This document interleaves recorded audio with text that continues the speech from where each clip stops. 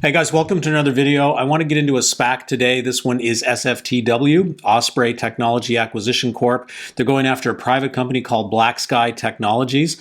BlackSky is pretty cool. They are a satellite company. They're launching these small satellites, capturing a bunch of data, and they're analyzing it with AI and other tools. So basically, the future is here, right? This is the beginning of Skynet. We're probably all going to die. But until that happens, let's see if we can make some money.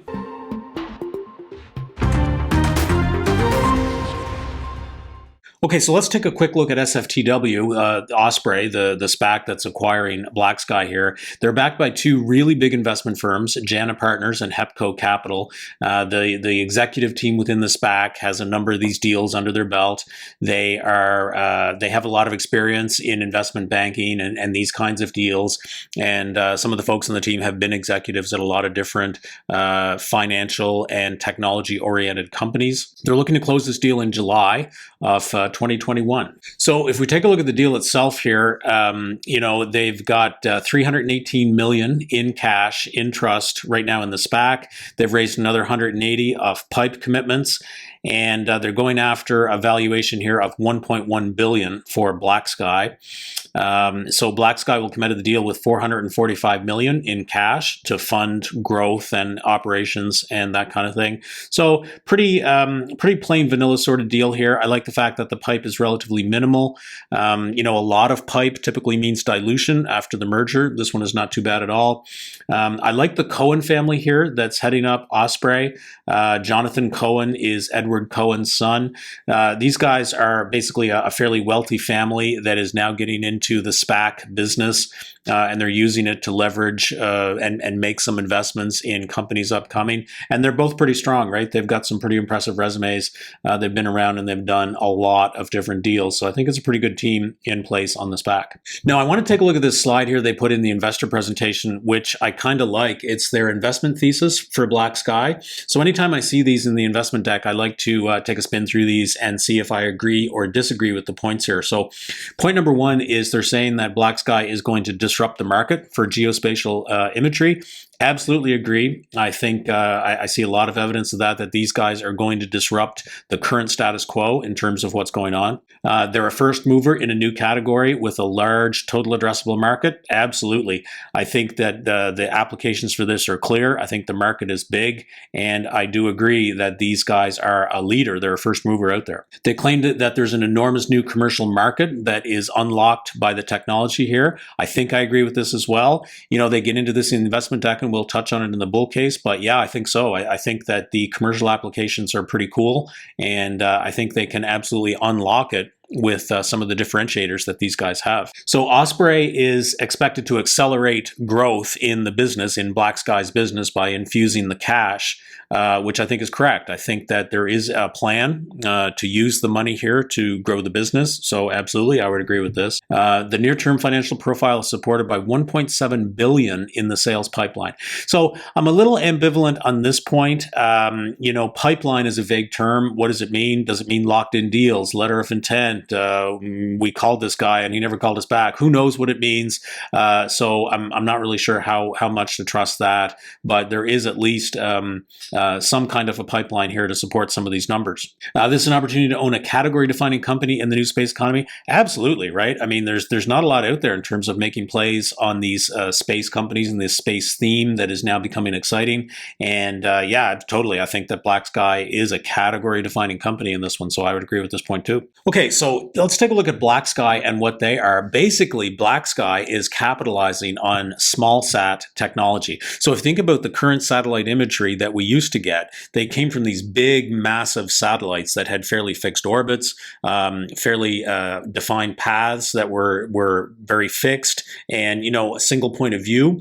And it took time to complete an orbit and get back to the point where we were. So there was a lag time between updates of pictures that it could snap of a certain area. Resolution solution's bad. So there was a lot of problems with old technology, these big massive satellites, costly, difficult to launch, all that kind of thing. Small sat changes the whole model. So they're basically these very, very small satellites that are cheaper to build. They're cheaper to launch because they're smaller.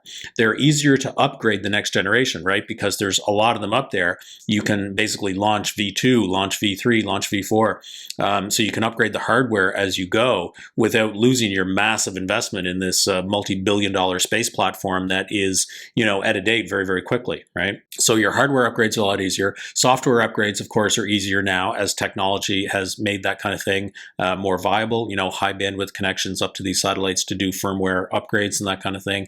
And finally, multiple small satellites can provide different points of view from different orbits and can actually give you a lot of additional data just by the fact that they're able to look at things from different angles and then put the whole thing together, right? So that's kind of a game changer in satellite imagery, and it's a key benefit here of small sat technology. So that's what the business is oriented towards for these guys. It's all about small sat and then stacking data analytics on top of that, right? So gather the data, pool it in an enormous database, and then provide the machine learning and artificial intelligence data analytics on top of it to actually get some real answers out of the platform. They're putting both those things together, and that's their business model. What's the upside potential?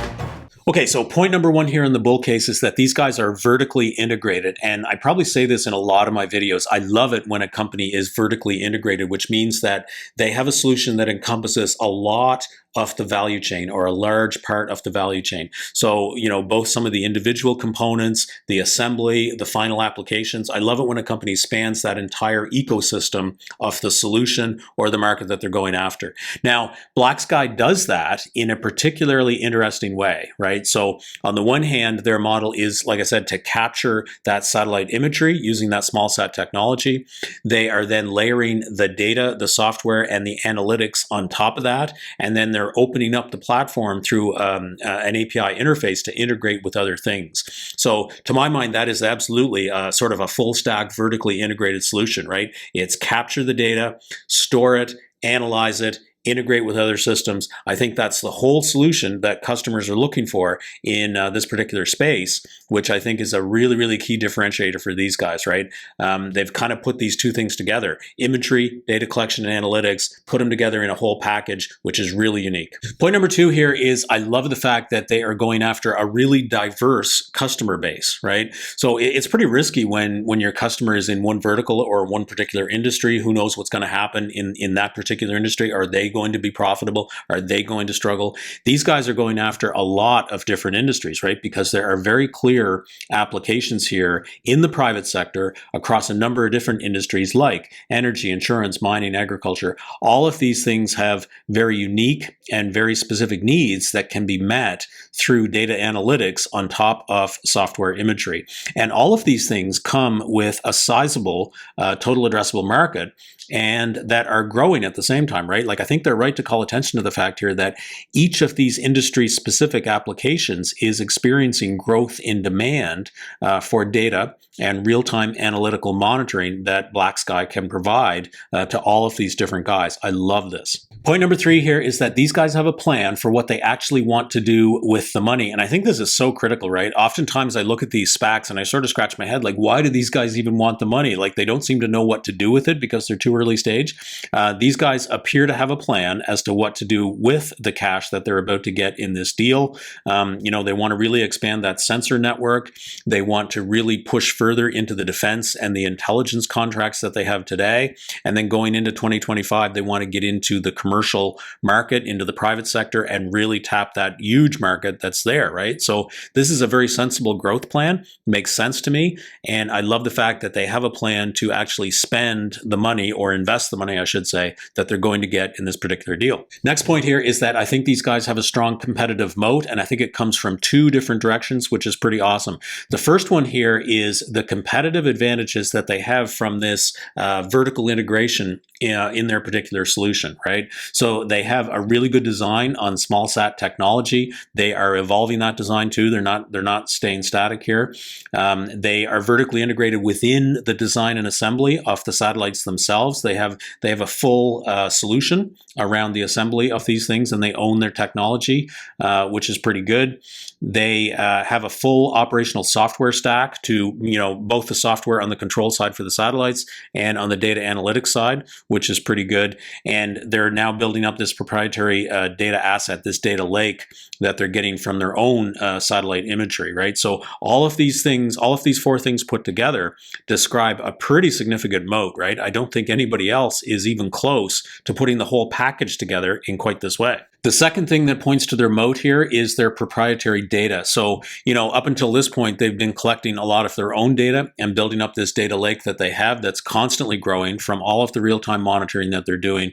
And they've been able to capture a lot of global activity. And so they're able to put together a lot of this different data by monitoring things over time, right? Like how many ships are coming and going from this particular port, right?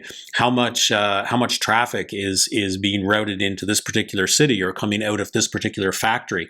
All of that kind of thing is being absorbed into their data lake even today. And as they launch more satellites with additional capabilities, that data lake is only going to keep growing. So the things that they can determine or calculate or infer from that data lake by applying AI and big data analytics tools to it is pretty awesome. Who knows what the possibilities are, right? And so then if they're able to actually create some applications on top of that through actionable intelligence and then sell that into people, I think that's an enormous advantage that nobody else has. Let's talk about risk. Okay, so on the bear case here, the first point I will make is that I think these guys are in a position that a ton of companies have found themselves in over many, many years, which is they have sort of grown up in the government space, right? So government is a natural customer for this kind of thing, for this sort of satellite intelligence-based data. And so I think they have spent their early days, serving up those government contracts and doing business with the government in these particular applications. But you can't stay there forever is the thing, right? You have to break out of those early stage government contracts that have funded the initial components of your business, and you have to get out into the private sector to really, really grow, to really expand, and to recognize those revenues. That transition is difficult and risky for a lot of companies, right? So they tend to become dependent on those fat government contracts, and government contracts, especially for anything that has a software-based application, come with very, very detailed and specific and intricate requirements that sometimes will take your product in a direction that you don't really want it to go.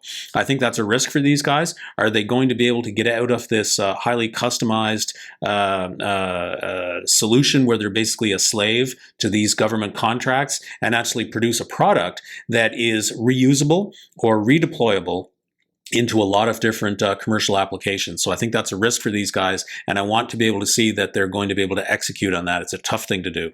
The next point here is where they are on the timeline. These guys are early stage, right? I think that a lot of their most important milestones are ahead of them. They're out into the future. Optimistically, maybe those milestones are toward the end of this year, the next couple of years. But, we all know that these things take longer than the optimistic projections would tell us, right? So I think that they are earlier than I would like. I love that they have a plan for the money, but it seems to me that they are a little bit too early for the money, right? So I think if these guys had gone the traditional IPO route, we wouldn't have seen them do an IPO for another couple of years. I think at that point, they'd be more ready for public investment, right? But I think given the excitement around SPACs right now, given the tremendous excitement around space and space investment and exploration and all that kind of thing, I think these guys are absolutely capitalizing on the attention that's present right now in the market, and good for them. I think that they should, but it does give me a little bit of hesitation thinking, hey, these guys are a little bit early stage for this money, and so I wonder about their timelines. Are they going to be able to execute as quickly as we would like, or are they going to flounder and disappoint investors over the next couple of years? That's the risk to my mind. The next point here is an adjustment that these guys made to their financial projections, especially the EBITDA. this is common in these SPACs, right? And it's a beef that I have with SPACs. A company that goes the IPO route has very specific restrictions on how they can state forward-looking projections. When you go public through a SPAC, you don't have the same restrictions. The law doesn't really apply in the same way. And so companies are free to do things like these guys are doing here. They are actually restating their EBITDA projections by taking out stock-based compensation that otherwise would pull their EBITDA numbers down and delay profitability, right? So if you were to judge their profitability by the adjusted EBITDA numbers that they have in here, it happens in 2022 into 2023. If you were to use a GAAP measurement for EBITDA, profitability would be much further out, right? So I think it's unfortunate that companies are able to do this in SPACs. I think it's a weakness of the SPAC business model, and I don't necessarily like that these guys are making that particular adjustment in these forward-looking statements. It's going to take longer for them to reach profitability than these numbers would imply. The next point here has to do with their software stack. Their software architecture is heavily oriented towards developer APIs, which tells me that they are relying on third parties or customers, or a combination, to really develop those last mile solutions for some of their data analytic applications, which is great. That's an okay model, but I would really prefer that they are fully vertically integrated into specific analytic solutions, right?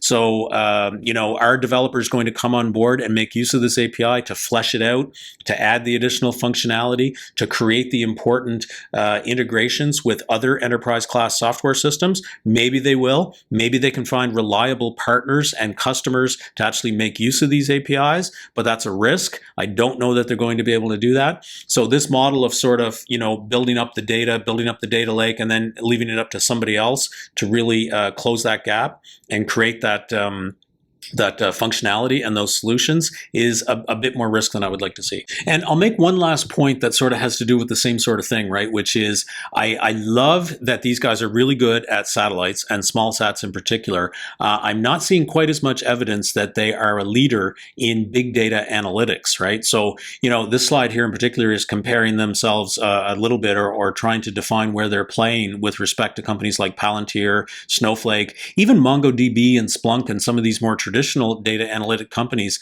might have more mature offerings in that analytic space than BlackSky does, right? So I think there's a potential immaturity in their software solution that I think is potentially a key weakness. I wish that there was some more evidence that they could include here to reassure us that no, they do have a really mature data analytics solution, and they can actually apply the artificial intelligence technologies and tools to really dig into that data and answer customer questions. It just seems a little weak to me. I think they're not playing at quite the same level that Palantir and Snowflake and some of these other guys are, and that worries me a little bit. Okay, so let's sum this one up. So if you look at the bull case here, the bull case is based on them being first and having a really, really unique and integrated solution, right? I think they've taken satellites and data analytics and they've put the two together, and it's beautiful. It's like peanut butter and jam. You put them together and they're awesome, more awesome than they were separately. These guys have done that with this particular solution, which I think makes for a super, super strong bull case on this one. Now, the bear case here is weak in comparison, I think. It's based on the fact that they're early stage. They're not as far along as I would like, especially in the software end of things. I'm getting a sense that their software solution is not as fully developed. However, I think that time will cure that, right? All they need is time. I think they're far enough out into the lead that they probably have that time. And if they move quickly, if they make use of the money that they just got to really drive their capability into software and get out there into commercial applications in the private sector and realize that revenue, I think the future is incredibly bright for these guys. So, all told, I think the bull case absolutely wins in this one by a wide margin. And so, guys, that's the story on this one. I hope it helps. Please throw the video a like if you can. It really helps me out, helps the channel grow. Don't forget to subscribe and ring the bell, and I'll see you on the next one.